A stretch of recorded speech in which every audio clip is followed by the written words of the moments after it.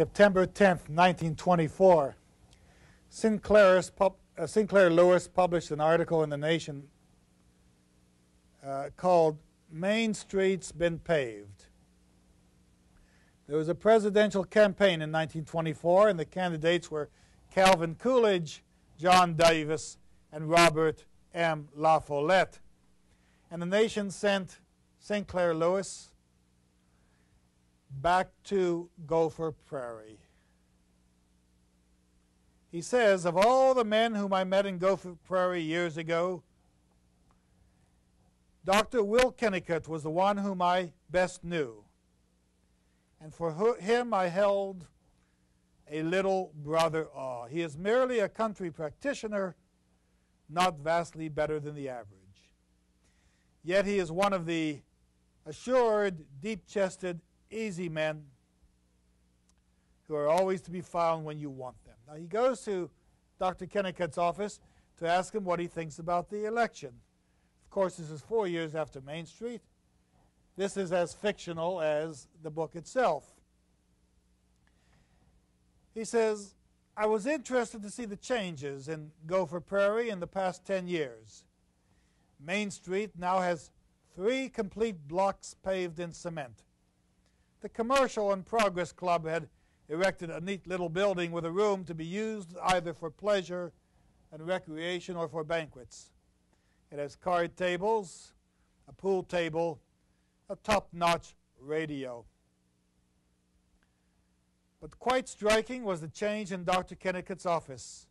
The consulting room has been lined with some patent material that looks like white tiling. He entered, and the doctor room was busy in consulting, and the doctor remembered her. He meets Carol, who seems to be a little bit more ruddy, a little bit heavier than she was when he first met her, and he remembers her argument with the Thanatopsis Club. Then he approaches the doctor. Doctor, a New York magazine.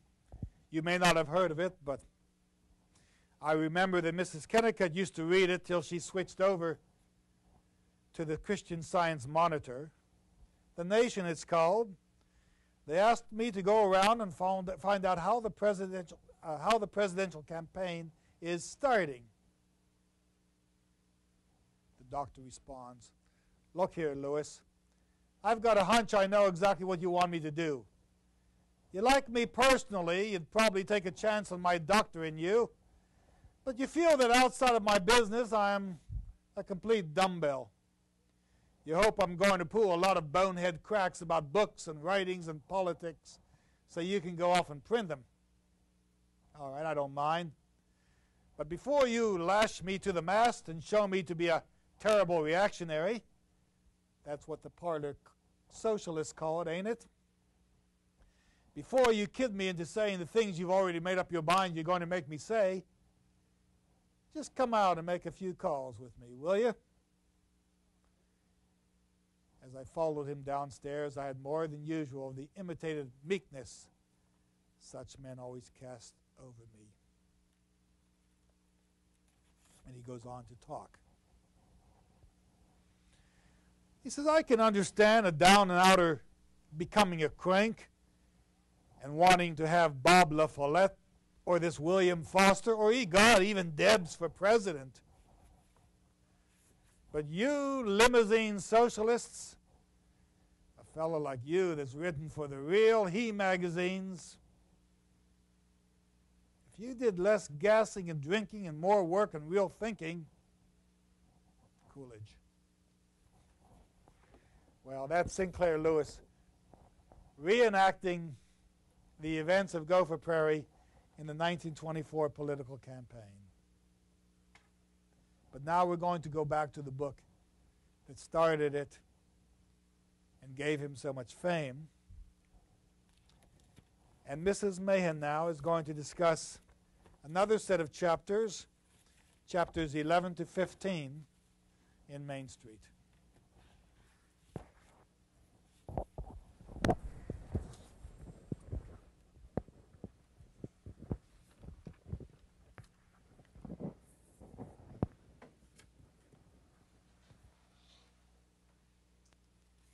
Okay, we've already gone over most of the introductory information. I was just going to pick up a couple of points that I thought were interesting in regards to major historical events. The 19th Amendment to the Constitution happened during this time. I was surprised no one else mentioned it, but this is what gave men and women equal voting rights. And since Mr. Lewis was such a feminist writer, I think that had a lot to deal with what he put into the novel. That was certainly being discussed at the time and being debated by most everybody. Also, the new Ku Klux Klan was at its height with more than 2 million adherents, and that included anti-Catholic, anti-Jewish, anti-black, anti-socialist, and anti-labor union. So again, bigotry and these types of issues were running rampant, and he's also touched on some of this in the novel quite blatantly through some of the speech of the characters in Main Street. The Paris Peace Conference took place in 1919. The American Farm Bureau Federation was also established in 1919, and it was an era of prohibition, which one of our other speakers mentioned. 1920 to 1933 were the dates on that. As far as the author's biography, again, this has been discussed to some length, but I thought I would read to you guys what the Nobel Prize Archive stated in regards to Sinclair Lewis receiving the award. Sinclair Lewis received the 1930 Nobel Laureate in Literature for his vigorous and graphic art of description and his ability to create with wit and humor new types of characters. So I thought that was interesting. That was kind of the reasoning behind him getting that award. While discussing major characters, the three that I picked as the most important, or I guess the most interesting, were Carol Milford, or Carrie Kennicott. And I would describe her as creative, free-spirited, pretty, ambitious, educated, restless, and unfulfilled, all at the same time. Her husband, Dr. Will Kennicott, is professional, reliable, rigid, opinionated, and unaware sometimes. And Guy Pollock, who is going to be brought up in my part this evening, is realistic, messy, attractive, cultured, and attentive. So we have got three very different characters going on here, and many more that I didn't even mention. Okay, I'm going to begin with chapter 11, which begins on page 123. And it's broken down, most of these chapters are broken down into Roman numerals, so we're just going to take one section at a time. The first section of chapter 11 is Carol at the first Thanatopsis meeting, and she has remembered her errors at the Jolly 17 meeting, and she behaves very well at this meeting. She succeeds in getting the ladies to add another day to discuss English poetry, which is a great, she's very proud of that, and now she really considers herself one of them. She feels like she fits in, she feels like they're beginning to accept her a little bit, and she's feeling pretty good at this point. The section 2 introduces the City Hall campaign. Carol decides to rebuild City Hall. That's going to be her great project. As the other presenters had mentioned, while she was in college, she had begun thinking about the idea of just rebuilding a city and making it wonderful. So she's decided that City Hall is where she needs to start. But I don't think she realizes how hard it's going to be.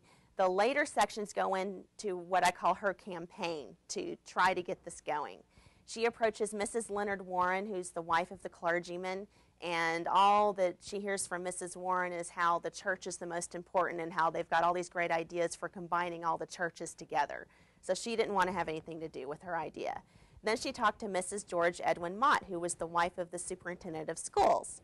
Well, guess what? They wanted a better school, and she actually convinced Carol a little more than the other ones did, because Carol adapted her plan for City Hall to actually include a school. She thought, well, she's right, we need to do this. She talked to Mrs. Dave Dyer, who was the wife of the merchant. Again, she got no sympathy from her in trying to establish a new City Hall for Gopher, Prairie.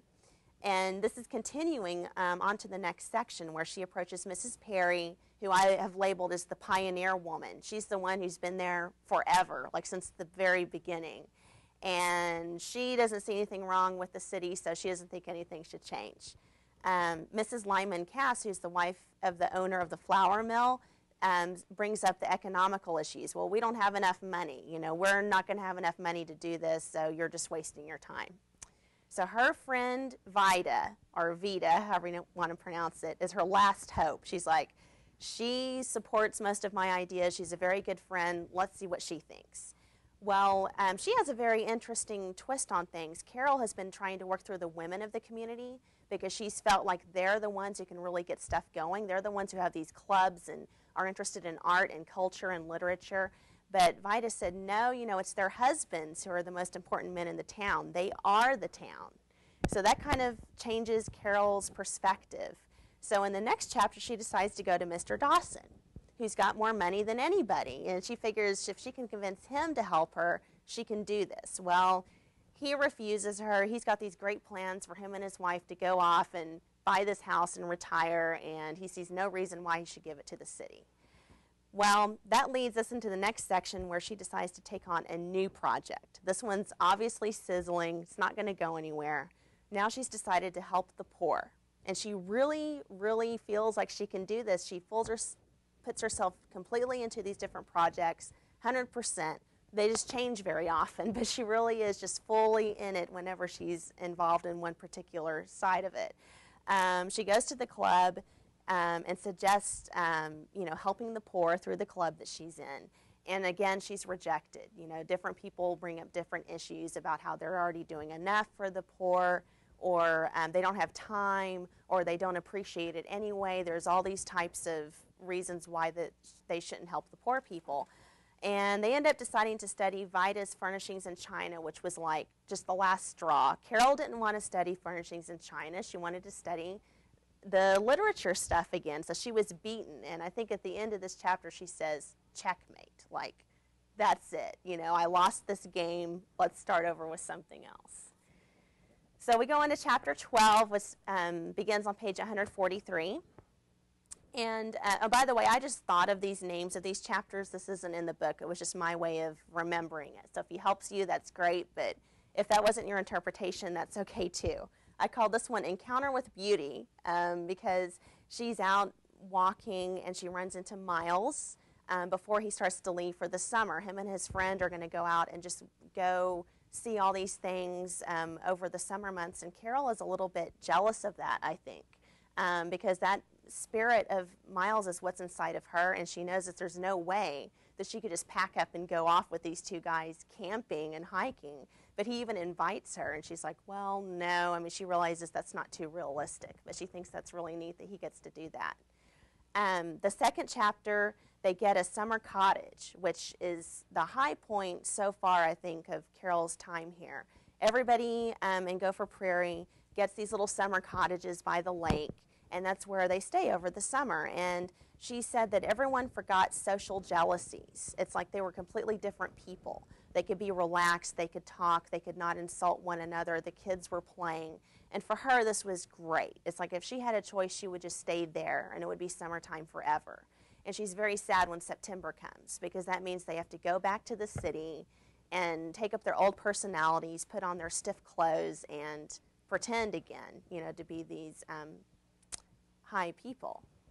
The next section I call the history with the Prairies. The Prairies were the kind of like the founders of the city. They've been there since the beginning of time. And so she goes over there to visit them, and she learns a great deal about the history of the town, which was very interesting. But she also learned about their quite unique perspective, and I think in a way Lewis uses them as the voice of the town because they have been there so long. They kind of represent everybody in some of these bizarre thoughts that they have. One of them is all socialists ought to be hanged. It's like they just have all these like, all socialists ought to be hanged. That's it, you know, no discussion. Some of the other things that they said were people who make more than $10,000 a year or less than 800 are wicked. Europeans are still wickeder. And they just go on, and they've got all these really rigid, unchangeable viewpoints. I think Carol's kind of taken aback by that. Chapter 13, oh, I'm sorry, and Miles is back. I wanted to point out that on, oh no, that hasn't happened yet, sorry. Okay, chapter 4, or the section 4 of chapter 12, that's all it really is. It's just, it's real short. Miles is back. So it's the end of the summer. He's back. You know, she says hi to him, and he's back from all of his travels, but doesn't really go into any elaboration or anything. Chapter 13, which begins on page 152. This is what I was going to point out. I think it's very interesting that some of these chapters are not divided into sections. All the ones we've dealt with before, you know, had section 1, 2, 3, 4 on up. This one doesn't. It's just chapter 13. And I think that if you look at those are the most important ones, or like the turning points. This one is devoted completely to Guy Pollock. And we begin to see why, because this is kind of Carol's new love interest. I mean, when you read this chapter, it's kind of like reading a romantic novel. I mean, both of them go back and forth and compliment each other, flirt. I mean, it's very obvious. They're alone together, which wasn't really accepted then. In fact, Carol was hesitant about even going in, knowing that it would just be the two of them, but she does it anyway because she really likes him. They're drawn to each other. They have great discussions about the city and the people. And then Guy makes an accusation. And later on, we're going to see Carol approach her husband about this accusation that Guy made. But towards the end of the evening, they both get flustered because they're like, we can't handle this, because if we stay here together much longer by ourselves, something might happen. So they invite the Dillons over, who are the dentist that lives just down the hall. They invite the Dillons over to make it a little bit more comfortable. And in fact, when Carol comes back to her house, which begins on chapter 14, page 158, she never tells her husband that she was like by herself with Guy at any time. She just says, oh, there were some other people over there, the Dillons were over. And yeah, the Dillons were over, but not until like the very end of the evening. So you can tell that the reason she's covering that up is because it wasn't accepted. It wouldn't have been acceptable for her to do that. Again, this one is just chapter 14, no sections. And I call this one the quarrel, because that's what it is. It's Carol and her husband confronting each other about some real intense issues. And it all starts with her walk home. You know, she's thinking about Guy. She says to herself, no, I can't fall in love with him. I can't let myself do this. And I think when she walks in that house, she already has those good thoughts of Guy that she's trying to fight. And that just kind of turns her off from her husband immediately. It's a bad scene from the get-go. She finally gets around to asking him about the accusation Guy made. She doesn't tell him that Guy said it, but she said, you know, somebody told me that all doctors hate each other because of the whole money issue, and he gets very angry. This is probably the most angry he's been up till this point. And they throw around some pretty harsh words at each other. There's other issues brought up, like the fact that she spends too much money. It brings up again, she feels like she doesn't have enough money to run the household, and it gets really ugly. But they eventually make up, and now she's ready to be the perfect doctor's wife. It's like complete transition. She's so upset, in a way you're like fighting for her. You're like, yes, you're finally standing up. And then at the end she's like, okay, I guess I'll hate those other doctors. So she's turned around and she's going to support her husband. Page 15 begins on page 173. And this is the in love with her husband phase. Okay, she's sees him as a hero because he's a doctor and he wakes up in the middle of the night and goes to save these people. But the thing is, that she only seems to feel that way when he's doing his doctorly duties. Like whenever he's helping someone or something like that, she thinks he's great. But then when he's out of that doctor phase, he's not such a good husband. Especially in this chapter, I thought it was very important that, you know, he woke up in the middle of the night and he went to go on a call, and she was thinking, oh, that's so great. He's so dedicated. He's so wonderful. And he gets back and he's like, aren't you ever going to get up for breakfast? And he just starts yelling at her. And immediately, it's one of my memorable quotes I have at the end, but what she says, it kind of brings it all together, that in one way, he's such a great, wonderful humanitarian, and in another way, he's really mean to her sometimes and doesn't really understand her. The next section is called The Charitable Doctor. Once again, he helps the Nelsons, and they were worried that they wouldn't have enough money to pay him for his services, and he said, I won't worry if I will never get it. Don't worry about it. And it really surprised me that he did that, you know, because he said it will be this much money, and the wife is like, I don't really know when we can pay you. And he said, don't worry about it. If it takes a few months, if I never get the money, it's okay. And I don't really know myself if he is really being honest at this point, or if this is just kind of like a role he puts up for them, for society, for his wife. So I'm kind of torn on that, but he does act outwardly charitable to these people, and Carol is touched by that. This next one, Waiting for Dinner, This is a very, very short, just like a paragraph. And the first time you read it, you think, why is this in here? This is so trivial. But I think if you go back and look at it, you see its meaning. It's important. That's why he put it in there and made it its own section.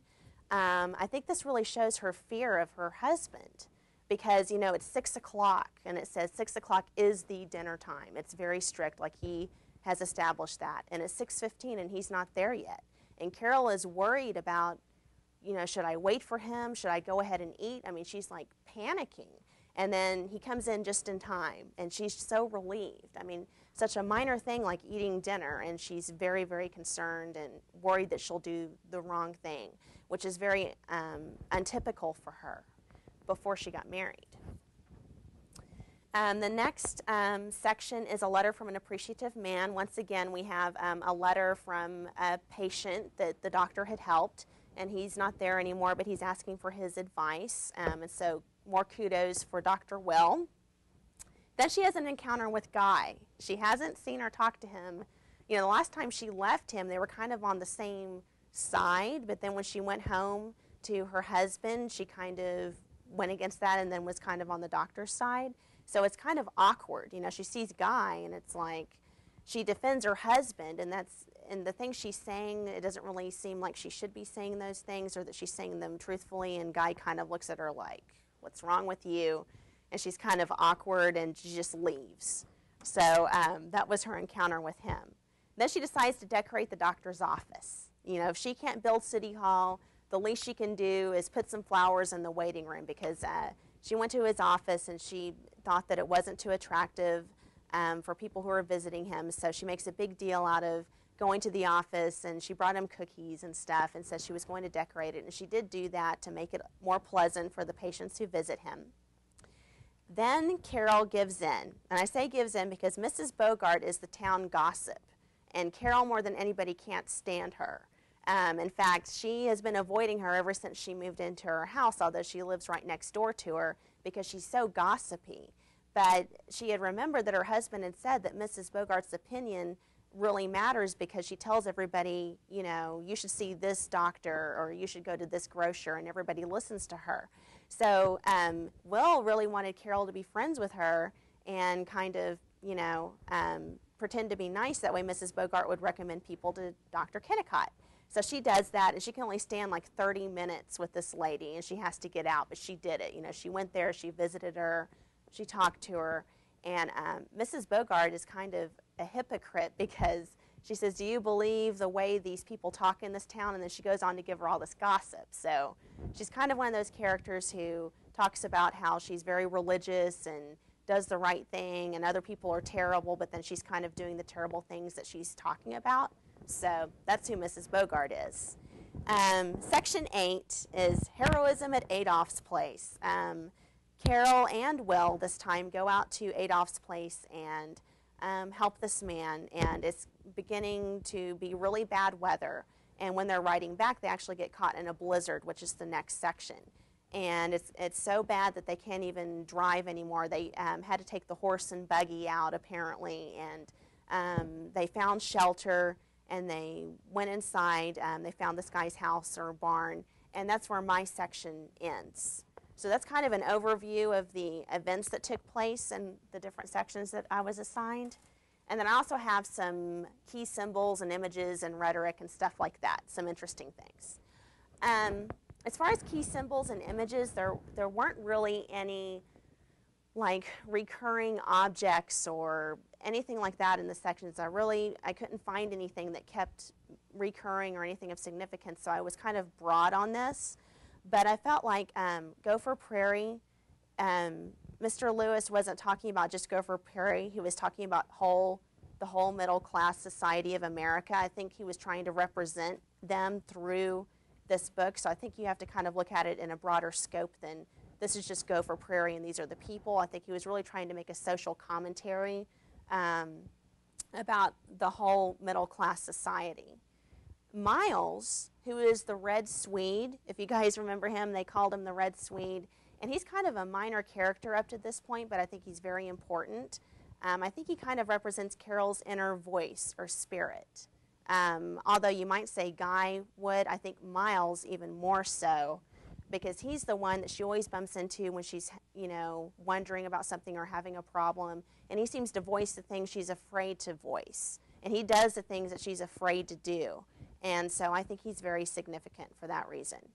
And as other people have mentioned, and I'm so glad they did, I really think that Sinclair Lewis parallels himself to Carol. I think that through her, he's kind of representing himself. I mean, there's a lot of similarities as far as he was very restless. He's made some statements about how he had these desires to change the world, and that's exactly what Carol was. And so I kind of think of her as like a female version of him, if he could, you know, personify himself like that. We were asked to give some examples of some rhetorical devices, and I'm going to pronounce these the best way that I can. But one I found was on page 180, and I can't give you a specific line because it's just all of Mrs. Bogart's lines. Everything that she says. It's called macrologia, which is long-winded speech, and she is very much like this. And the first person I think they termed this to was Polonius from Hamlet, which if you've ever read that, Polonius is the epitome of long-winded speeches. And I think that Mrs. Bogart is kind of like a Polonius, but maybe a little more, I don't know. Polonius is kind of nicer than she is, but she speaks the same way he does. Another rhetorical device is on page 126, and this is Carol speaking. And she says, Swinburne would be such a, well, that is such a contrast to life as we all enjoy it in our beautiful Middle West. She saw that Mrs. Leonard Warren was not with her. She captured her more by innocently continuing, unless perhaps Swinburne tends to be more outspoken than you, than we really like. And I termed this a metanoia, which is qualifying a statement by recalling it and expressing it in a different way. So she started to say something, and she saw that people weren't quite agreeing with her, so she kind of changed it around to make it fit her situation. And the last one's on page 166. And this is in the great debate, I believe, between Will and Carol. And Carol starts by saying, are you by any chance implying that I am not economical? And he says, well, I hadn't intended to, but since you bring it up yourself, I don't mind saying the grocery bills are about twice what they ought to be. She says, yes, they probably are. I'm not economical. I can't be, thanks to you. And this I termed dikaiologia, which is defending oneself by pleading necessity or reasonable excuse. And Carol is always coming back with this. She's justified in her mind with, you know, what she's complaining about or what she's doing. She does that pretty well. Okay, now for my memorable quotes. When I was talking about how, you know, Carol really thought the doctor was a hero when he was doing doctorly duties, but as a husband he was kind of a jerk. Well, at the end of that part, she says, night witchery and morning disillusion were alike forgotten in the march of realities and days. I just love that. I mean, that reads like poetry, but if you look at that, it tells you exactly what she's thinking. I mean, she's bewitched, she's disillusioned by the doctor being wonderful, and when reality hits, he's saying, get out of bed and make me breakfast. So I liked that quote, and I think I have another one.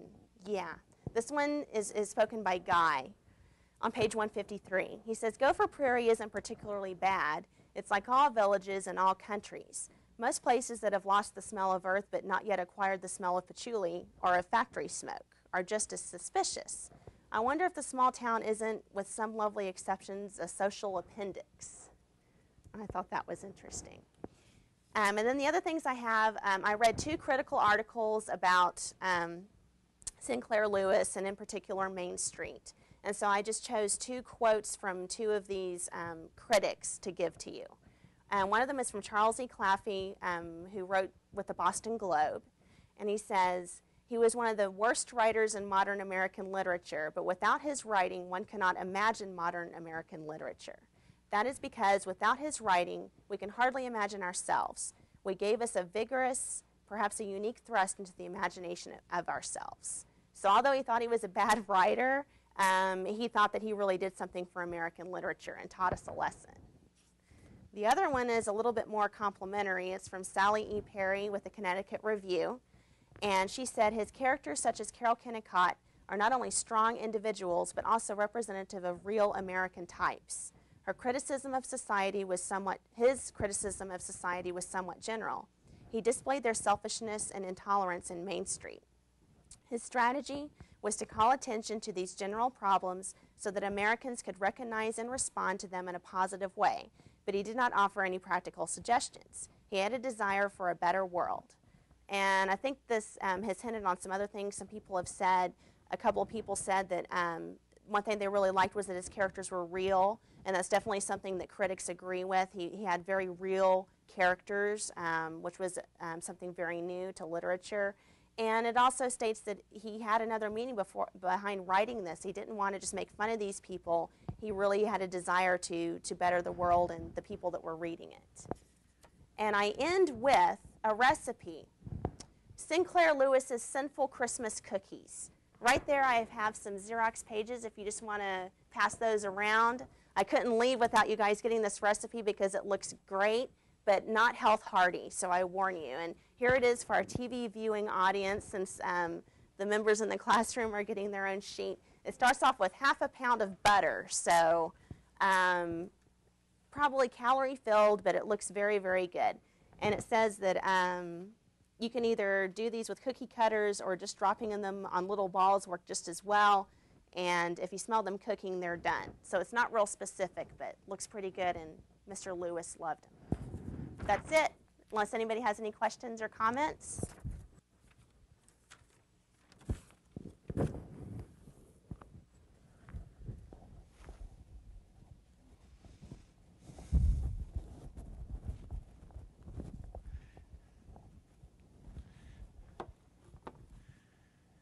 The surprise is receiving this recipe for Christmas cookies. And the temptation will be to hold off for 11 months before one tries it. There is a book called The Literary Gourmet, which lists recipes from a number of novels and literary works where food is mentioned. If you want to find out some of the food, or eat some of the food that Dickens ate, or Melville, or Poe, or others, you can go to the Literary Gourmet and read the episode from the text, and then look at the recipe that the writers have discovered for the mix. And here is Miss Mahan giving you Sinclair Lewis's Sinful Christmas Cookies. And it does look good.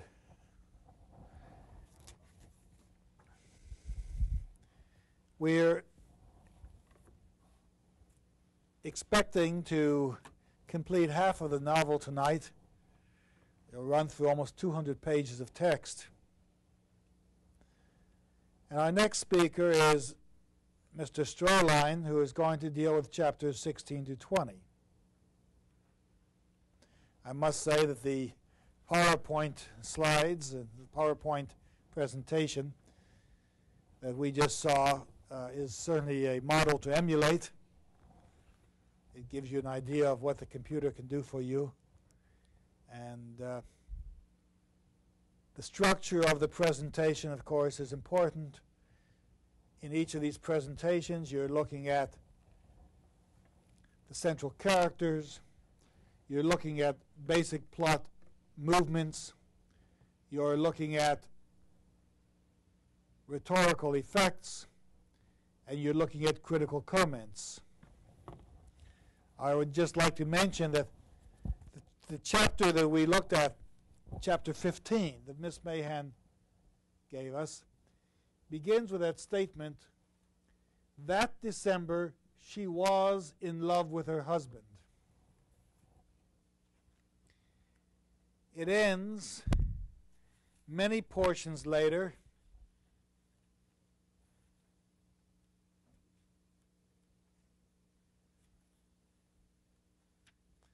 nine separate parts, with the statement that Dr. Kennicott had performed an operation, and instead of performing it with chloroform, someone had mistakenly given him ether. He realized that during the operation he could have been blown up because ether was very volatile. But he performed the operation anyway. And Carol looks at him and says, "You knew all the time that both you and I might have been blown up? You knew it while you were operating?" And he says, "Sure. Didn't you?" "Why? What's the matter?" And of course, she grows pale, but she realizes what a magnificent husband she has. That here he was willing to risk his life to perform this operation, and he didn't warn her of the dangers because he didn't want to worry her. Now we go back to that first sentence. That December, she was in love with her husband. He doesn't say at the end she was more in love with her husband. But we know at the end, through that striking episode of the chloroform and the ether, that whoever she loved earlier, she now loves even more. Now the question, of course, is to see how, from the one point of adoration, we move through those 9 episodes to that final moment where she realizes that her husband is a great man in her eyes. How Sinclair Lewis achieves that transition from each of those 9 elements into that final statement, and recalls that opening which he thrust on us and which we might have been unwilling to accept. She was in love with her husband. We might have said, "No, that's too bland. No, that's too romantic. No, that's too pat a statement." But he drives us with Will driving through the snowstorm, keeping her calm, informing her about the dangers of the operation. And now we know at the end that what he said at the beginning is actually true, and even now more true than ever. Well, this is Sinclair Lewis, the artist at work, the structuralist. He's giving us a carefully honed and carefully structured set of episodes, each of which has a finite beginning and ending, but each of which will convolute into subsequent episodes. Now we're going to have Mr. Strohlein discuss the chapters 16 to 20 as we move to half of the completion of the novel. Strohlein.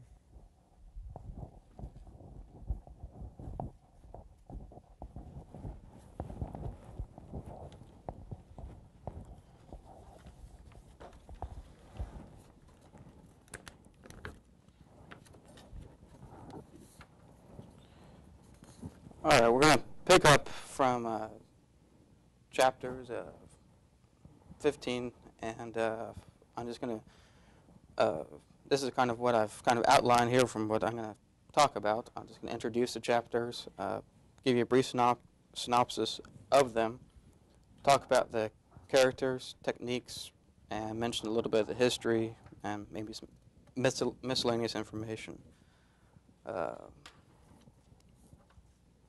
In 16 to 20, and a very general overview of what's going to occur, we see problems with this a simple life for Carol, problems with the town people, problems in the dramatics, motherhood, and the new in-laws.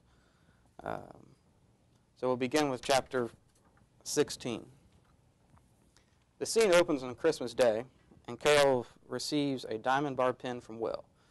She's ecstatic about the pin, but on the one hand, but also wishes that Will would be excited about her and the Christmas season. And this is evident as when Will later goes on to say that they want to organize the game to play 500. Carol would rather celebrate Christmas. She misses the old times of when, back when her father, when she used to have the traditional Christmases. So before, so she retreats privately back to the bathroom upstairs and kind of weeps a little bit and is upset about the situation.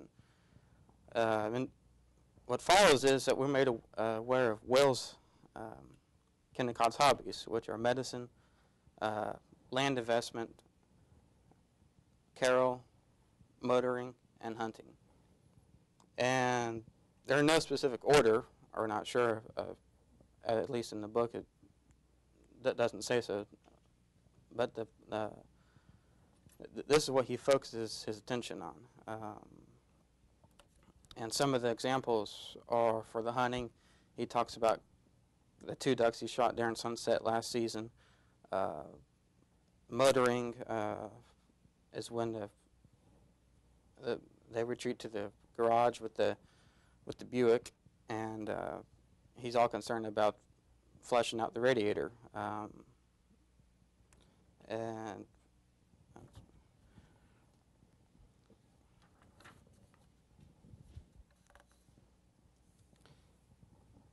chapter 16 goes on, and they go off to the movies. The film they're going to go see is about a brave young Yankee who conquered South American Republic. He changed the he changed society from laughter and singing to sanity. And there's a little bit of satire there, as I'll mention more a little bit later. Also seems like in 16 that the movies are really the thing on Main Street. In fact, they go see two movies during that night. In addition, she also invites Guy Pollock and Vita Sherwin over for some popcorn. And this time, as mentioned in chapter, I believe, Ms. Mahan mentioned in 13 or 14 that at one time she thought maybe Guy would be the mystery guy or person she was looking for. However, this is not the case. She's kind of come down to, as I quote it here on page 198, she was looking for a mystery, but Guy was not one of them. So the Guy thing is kind of fallen out of potential. Another individual that comes over is Miles, and he stays for dinner, and the chapter ends with but I will go on, which is quite frequently repeated for Carol, and she's trying to get out of the ways of the 1920s.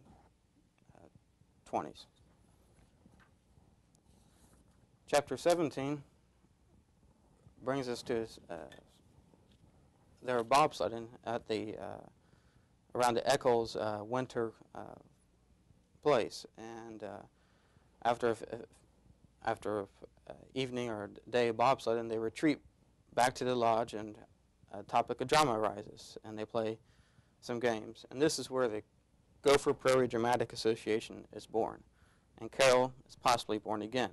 This will also lead into chapter 18, in which we see Carol having the potential or the possibility of maybe being happy by expanding her views. Now, in this, the dramatic club will consist of initially of Kennicott, Will, Carol, Guy, Vita, Ella Stowbody, Harry Haydock, Dave Dyer, Ramy Witherspoon, Terry Gold, and 4 other candidates. However, this number decreases as it gets more serious into actually putting on production. In order Carol decides to travel to Minneapolis to see various plays, so she can get a better idea of kind of what to put on, and also she wants to see the city life. She decides to see Schnister, Shaw, Yates, and Lord Dunsing. Kennicott, Will is not happy about seeing him. He calls him junk, and he would rather go back to the movie theater, where he's happy in the simple Main Street life. But nonetheless, they arrived at in Minneapolis there to see the plays. Carol enjoys the city life, wants to be part of everything that's going on. She thinks that she'd like to be one of those a girl in a town per se, I guess. But it's just not. That's not Will's style. She's also upset at one time when he signed to register Dr. W.P. Kennicott and wife, meaning that she wishes that it was her name and she could lead the evening or the play.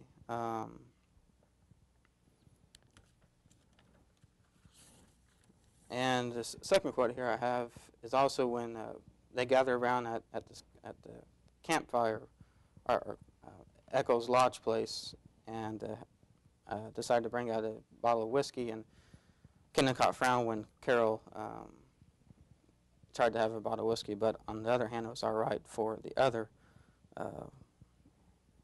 wife and members to have a drink. So they decide in chapter 18, the play is finally decided on, and they decide to perform the Girl from Kankakee. This produced a little confrontation in the beginning, in which there's quite a bit of debate as to whether what play to put on. Guy Pollock wants something more classical, like the School for Scandal.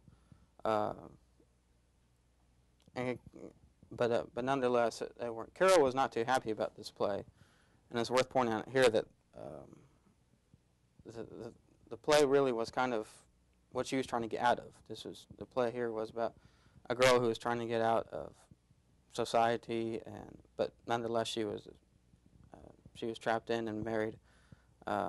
She was a secretary and kind of did the traditional woman's role, and that's why Carol did not like this.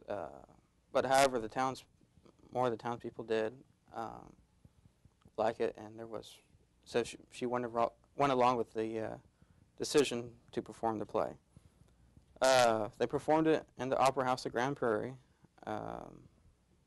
and once there, more controversy breaks out, and also the rehearsals to put on the play. Juanita Hancock sees Carol as being too bossy.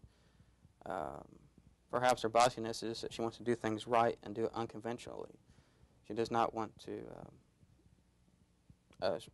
do the traditional role of a wife or mother. She attempts her best results at getting the play to be successful, but the results are subpar, as evident of the night of the play when Miles left early. There was frantic panic. The curtain got caught. Will did not turn off the house lights. There's giggling. The settings were flimsy. The only thing that really came out in the play was that Ramey Witherspoon was probably the most improved or the best surprise actor. Otherwise than that, to a certain extent, the play kind of failed, and Carol says to herself later, "I must go on, but I can't." This is really kind of a big blow to her, because this was a chance that she really had to express herself, to kind of show the town of Gopher Prairie of what she could do for them, and but nonetheless, so she must go on. But what's going to enlighten her to keep her spirit and keep going on is a baby which she's expecting, and which she will have in the coming chapters. Also, one other quote: "Then Carol knew how certain she was to fail again." This comes during the play time in which Guy left. Miles left the play.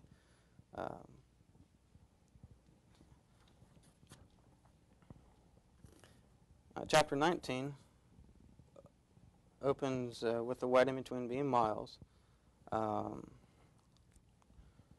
But the interesting thing is here, from chapter 18 to 19, we see 3 years of Carol's life just pass instantly within like a paragraph per se. And she's still trying to find her own people. she's happy about the wedding between Bee and Miles, but the other townspeople are not because of Miles' background and Bee's background. Juanita says she would not go to the wedding, and only 9 people do show up for the wedding at an unpainted church, which Lewis points out.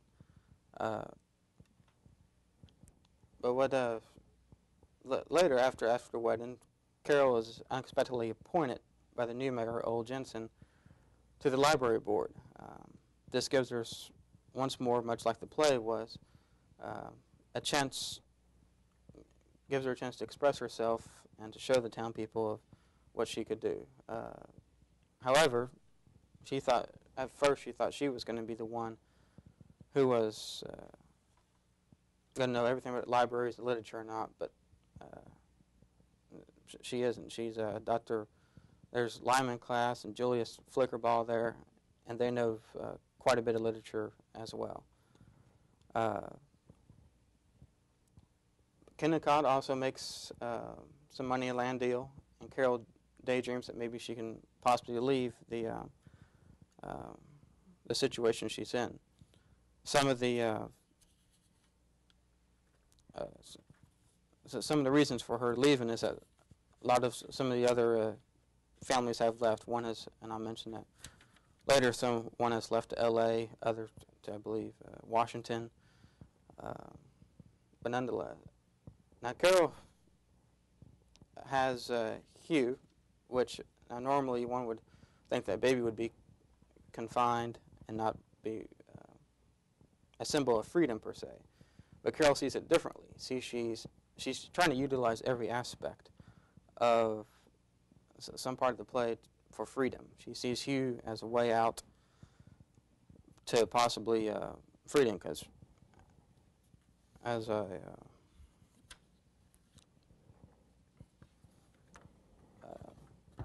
here says in the quote, she conjures up that he could go to Harvard, Yale, or Oxford, meaning that she wants to, if she can't really reform the town, maybe Hugh can.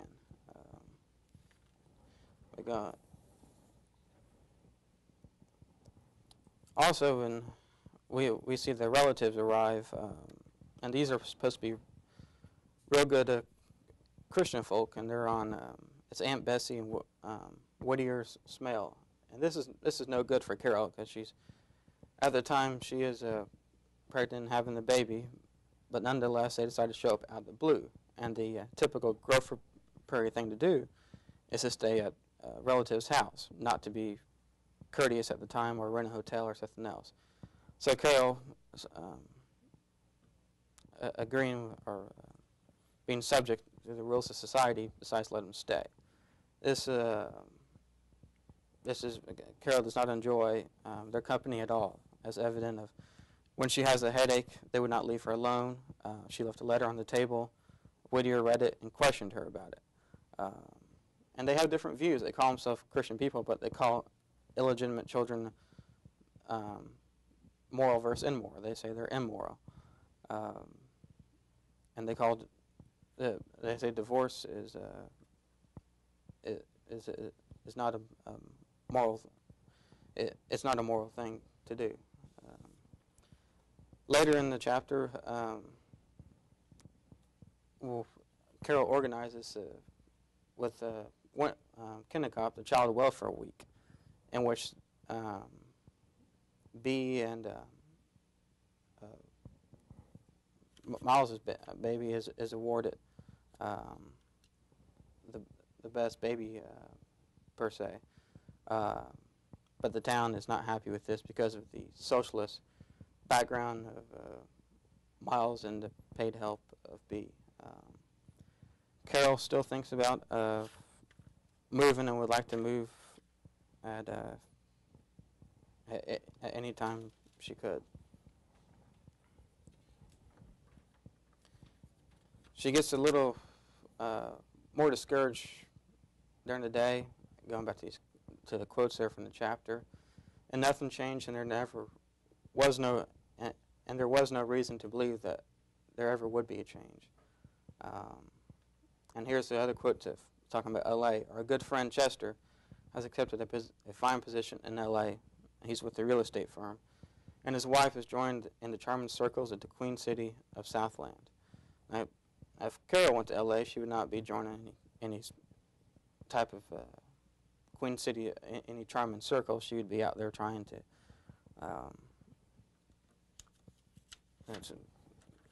make society different than what it is in Gopher Prairie.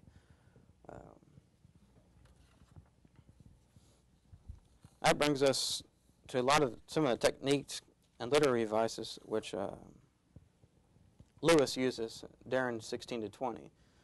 A lot of it is I've outlined here. The plot's episodic, and to mention that, I mean, it's just, as Ms. Mayhem mentioned, it's kind of set up in sections, each part, and you can just kind of pick it up at any time. There's really not one overland plot over all the 39 chapters. In chapter 19, like I said, we see Carol's life change all of a sudden. It's pretty dramatic to see 3 years within just one paragraph, third person. But the satire is probably, it is the most important part in this, probably in the novel as a whole, and 16 to 20. The satire meaning that we see the wedding, for example, of when only 9 people attended the wedding. Lewis is trying to emphasize the point of society and how they are viewed. And back in chapter 16, when we see the Buick in the garage, this is the prized possession. Will's trying to decide whether to put antifreeze or alcohol into the radiator to ensure its longevity through the winter time. Lewis uses the Buick, uses those two elements of thinking. Also, he uses the play of The Girl from Kankakee, in which everything here is chosen for a purpose, and one could spend a semester on studying what it all means. But nonetheless, he chose the girl. When they mentioned the Girl from Kankakee play,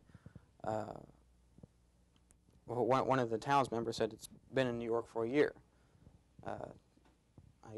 If you're a big play, you're going to be a lot there for a longer year. Lewis uses kind of satire to kind of poke fun at him.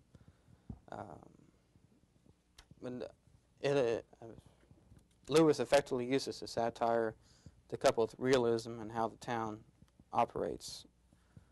Another thing that just follows the dialogue, usually follows the description. He's really descriptive on exactly what's going on, and the dialogue would just back up his ideas.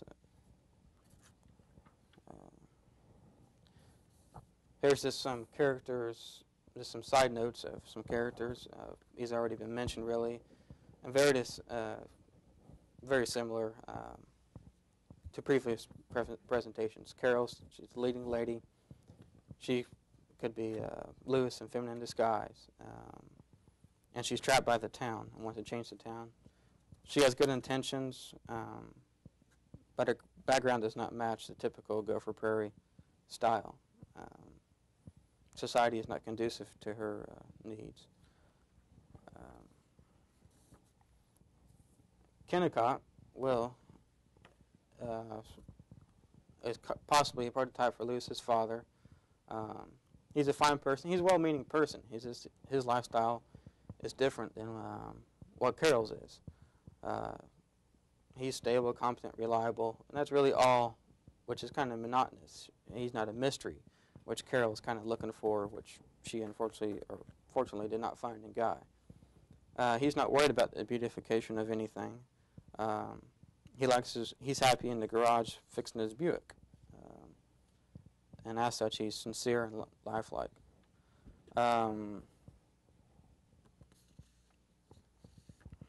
Here's just some other characters. We see she sees Main Street as more exciting, and she's kind of the opposite of Carol. Miles is the Red Sweet, the handyman. Guy is a lawyer that does not, the poetic bachelor type lawyer. Raymond and Vita, Carol's chief critic, Eric Wahlberg, interested in Carol, and Brenton, our Bresnahan, who's a town millionaire who owns Velvet Motoring Company and helps give a few funds for the plays.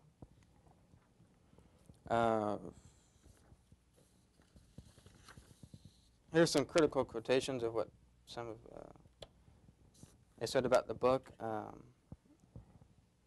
In a sense, that tragedy is not confined to Gopher Prairie, nor to all the Gopher Prairies on Earth. It is a universal tragedy of human life, a tragedy far more profound than that of the hero of the epic, the tragedy of the decay of youth and youthful aspirations, the tragedy of all-consuming drabness of life, of the normal, conventional, and commonplace. Meaning that, this does not strictly correspond to Gopher Prairie. Here's a quotation from Eric Axel, who's a secretary in the Swedish Academy for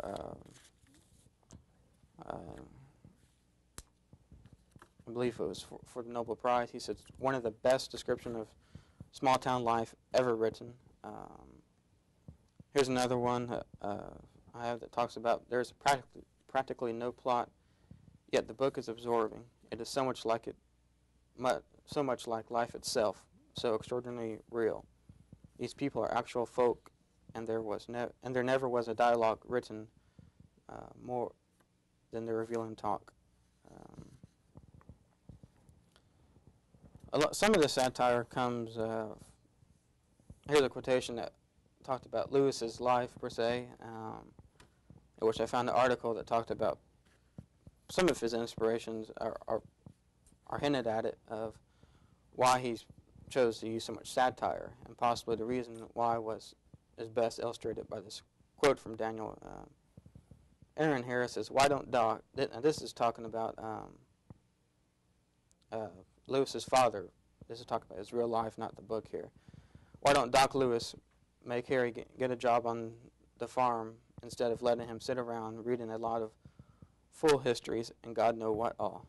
And I think he probably took, and Sinclair mentioned this in that article, that he took this to heart and kind of just satired it piece by piece. And that's kind of part of the inspiration for Main Street.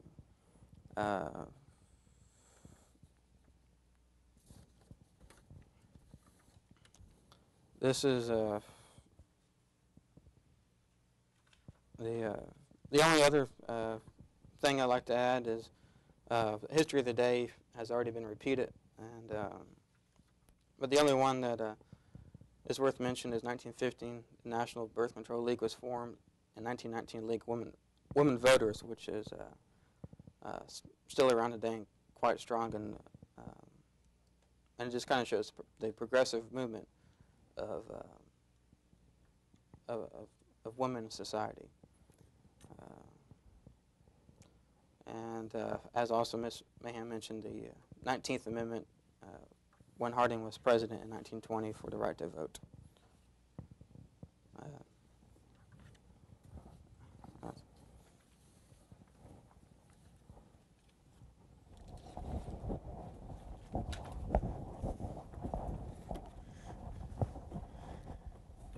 Thank you, Mr. Strohline. The detail, the careful and intricate understanding of each of the chapters, the selection of quotations, the isolation of critical articles, all these made for a very informative and very important presentation. And I know that certainly those watching on TV are saying, I wish I could have copies of all those notes, because the time that we're allowed doesn't always give us enough time to write down all the information that Mr. Strohline has prepared, Ms. Mahan has prepared, Ms. Una Portillo, and Ms. Garcia. I think this has been a remarkable evening because everyone was well prepared, fully understands the material. Now, the amount of work you've put into this presentation, the amount of work you've put into these presentations will profit you when you begin to write your research paper. Because the research paper should be an extension. Again, our philosophy is study the material and conduct your research. Then deliver a presentation that helps you organize your ideas and understand them. And then go on to write this research paper, which is the scholarly process. As you begin studying this material, of course, you learn more about the details of civilization. And if you remember, we were looking at the Greases a few moments ago. You can put it on the screen here. That's the acronym. And we were studying government and religion, economics, aesthetics, and our four speakers tonight have addressed these issues, have encapsulated them in their discussions, and it gives us, now we have a few moments left to ponder what it is that Sinclair Lewis is telling us and the nature of the perception he is giving of contemporary society. For example, art and aesthetics. Let's look at the section on aesthetics, art, and architecture. One point we would look at and turn back to would be page 125, which would be the discussion of literature in the Thanatopsis Club. This is chapter 11, where they're discussing Robert Burns. And we know that this is one of our favorite writers. Now, the Thanatopsis Club is supposed to discuss Burns, Shakespeare, Tennyson, and Browning, all in one evening.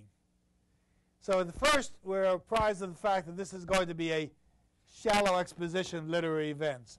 Imagine we've discussed only 20 chapters of Main Street in 150 minutes.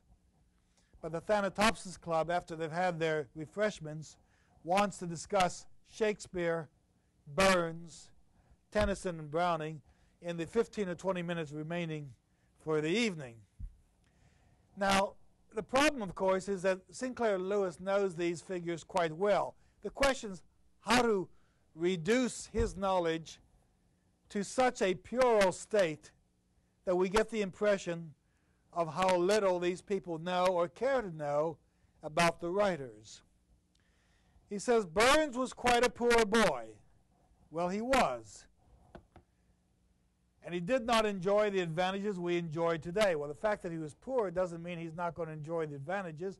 In fact, every poor family in Scotland had a good library, and Burns undoubtedly enjoyed his life.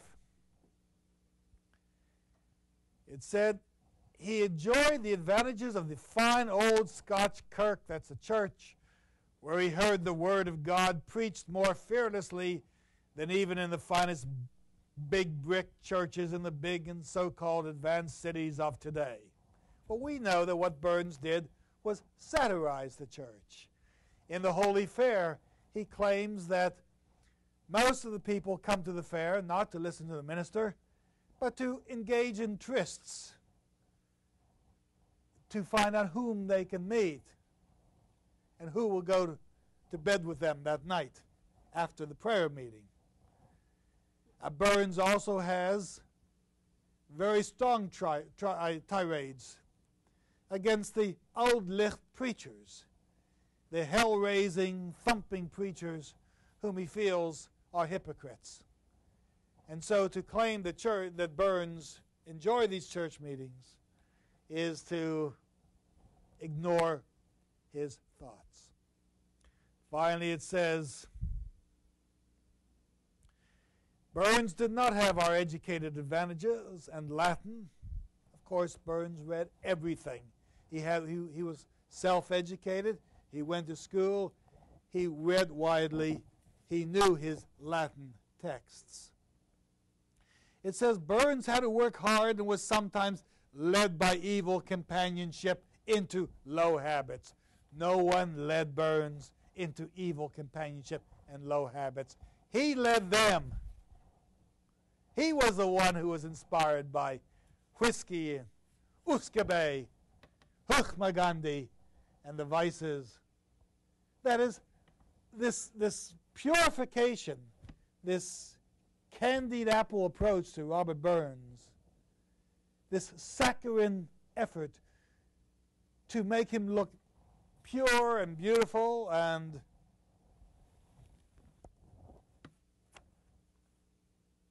uncensored, of course, gives us a picture of Burns that does not at all understand the poet. And yet this is the Thanatopsis Club. Well, I'd like to go on and see what other aspects of aesthetics or science and technology. Let's look at aesthetics. I wonder if anyone, we've already mentioned a number of aspects of aesthetics. Is there anyone who would like to comment or has seen certain qualities of the aesthetics, or go on to science and technology? What does, yes, Ms. Mahan, what do we know about science and technology by reading Main Street as one of the elements of the Greases? Actually, I was going to comment on art and the humanities. All right, fine. Art, that's fine. Whatever we can draw from the text only adds to our cornucopia of data and information that pours out of the novel into our sensibilities, into our eyes, into our minds. In the first chapter, there's a couple of quotes. There's one on page 9, and it's talking about Carol, and it says, her versatility ensnared her. By turns, she hoped to discover that she had an unusual voice, a talent for the piano, the ability to act, to write, to manage organizations. And then later on page 15, it talks about when she was at the university. It says she spent a year in Chicago. Her study of library cataloging, recording, books of reference was easy and not too somniferous. She reveled in the Art Institute, in symphonies and violin recitals and chamber music, in the theater and classic dancing. All right. Splendid. And those of you at the University of Houston who want to revel in music and art and dancing, take advantage of our drama department, which this next week is presenting Romeo and Juliet. Take advantage of our new Moore School of Music. When you sit in the opera hall, you think you're in New York City. Wouldn't believe the beauty of the new facilities and the expertise of the students and the faculty who give you this information. Well, that's what Carol has enjoyed, and that's what you can enjoy. Can we go into the Greases? Any more ideas about what we see in terms of what is aesthetic? Or what does Sinclair Lewis tell us about the science and technology of the day? Ms. Una Portillo? Yes. Well, again, it shows the difference of Carol along with the townspeople. She was saying that on page 68 that she was rereading The Damnation of Theron Ware, and they got into a conversation about it as to whether or not Miss Sherwin liked it or not, and Carol ended up saying, I guess, after a while, she said, I don't care how much we disagree, it's a relief to have somebody talk something besides crops. Mm-hmm. All right. So that, again, I guess that shows like the worldliness of Carol. Since she'd been to the big city, she'd been to Chicago, she'd seen the world, but she knew more than, crops and the stuff that people of Gopher, Prairie knew. I think in terms of crops, I think in 1919, Henry Ford created the first automated tractor. At least he came out with a version of the tractor. We get some idea there of some of the inventions that he was, that Sinclair Lewis was aware of. We're aware of automobiles, Buicks. In terms of science and technology, we, of course, are familiar with the trains, train stops. Well, something interesting that you mentioned Henry Ford, and this was something of my my topic. Henry Ford had so much to do, with our history. He'd shortened the workday from 9 hours to 8, and in 1926 reduced the work week from 6 days to 5. So I think we need to thank him for Monday through Friday rather than Monday through Saturday working.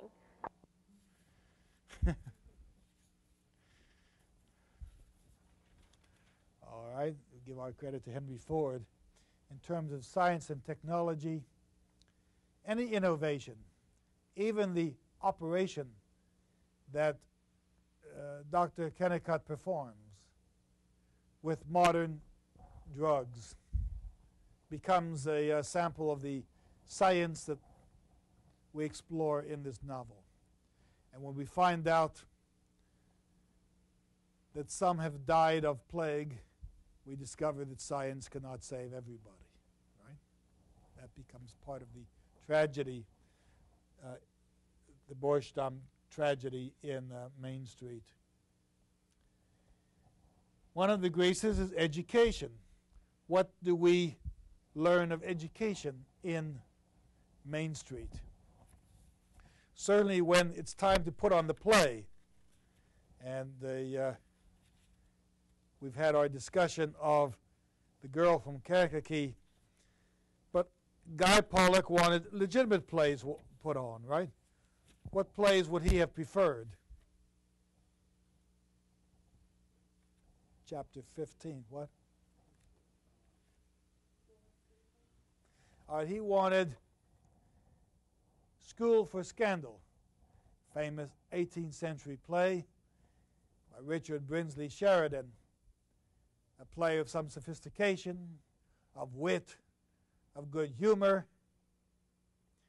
You have characters who confuse the language. You have a play of some animation, some intellectual stimulation. Instead, we get what would be characterized as a conventional and mundane, innocent and puerile high school play, The Girl from Kankakee. How much more challenging would be the plays of Eugene O'Neill, which were being written at the time. The plays of William Butler Yeats being published at the time. The plays of George Bernard Shaw with their critical satire and their brilliant repartee. These are what should be performed at Gopher Prairie, but we don't get that at all. And let's move to the last category, social behavior among the greases. Now, these greases, each of these topics, when you go to write your short critical paper, which is due on your schedule, according to your schedule, each of these topics may provide a theme for you in your paper. You can write about the Sinclair Lewis's approach to government or his approach to religion and find this a way of encapsulating an argument in a short 4 to 6 page presentation. But we have no more time to discuss this evening. The 4 presentations we had were very well planned, carefully scheduled, and give us examples for performance next week. Thank you.